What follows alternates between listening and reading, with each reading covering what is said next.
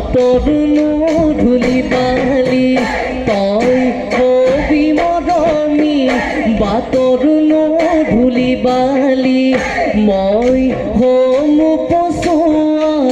বতাহে নাচনী মই হম পচোৱা বতাহে নাচনী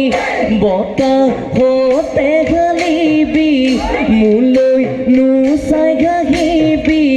মৰমৰ মাতে খাৰি মৰমৰ মাতে খাৰি